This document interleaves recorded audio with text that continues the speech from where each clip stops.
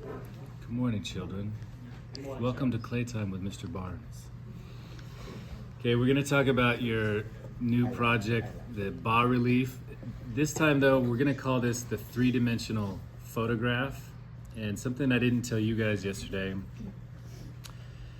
is the idea of putting an actual picture frame border around your slab. Okay, so I chose a landscape picture. Now, there can be people in your landscape like there is in mine, but pick a good one. This one seemed to make a lot of sense because it's really easy for me to tell, like, this log with the two people standing on it is going to be the foreground, and then the trees and the little kind of river area is the midground, and then it's pretty easy to tell that the mountains are in the background.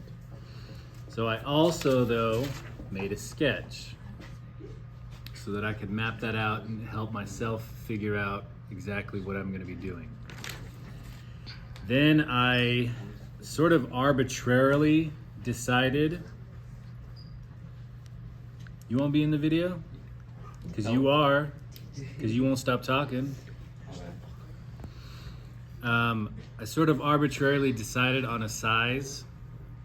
I picked, I think this was 9 by 6. Okay, so I rolled out a slab, and it's pretty thick. It's at least half an inch thick.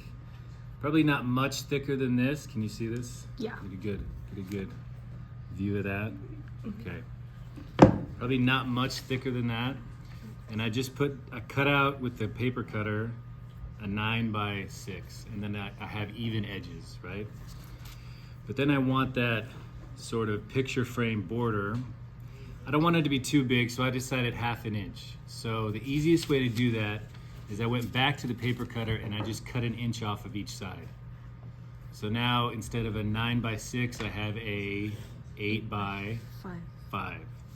And then you can just kind of eyeball it, like trust your eyes to get that centered. Don't worry about measuring it so that it's perfectly even. Just kind of eyeball it, and then I marked it out. So right now my slab is still really wet. I can't start carving into it yet, but I do have it on, what is this called?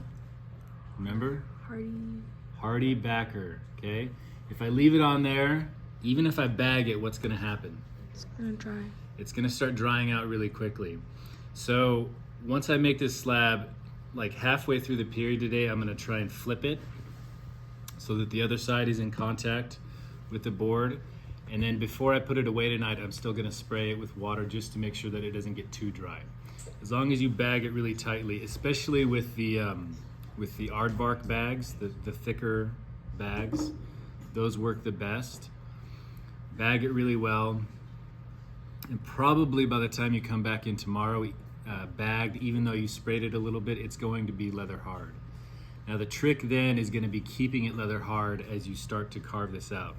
So once this is leather hard, then I'll go back to my sketch and I'll do the whole sketch, and then I'll start carving out around my foreground first.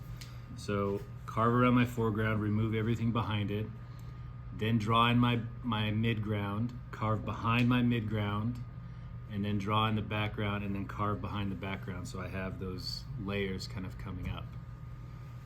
Make sense? So everybody that's not here today, there you go. Okay, we're good.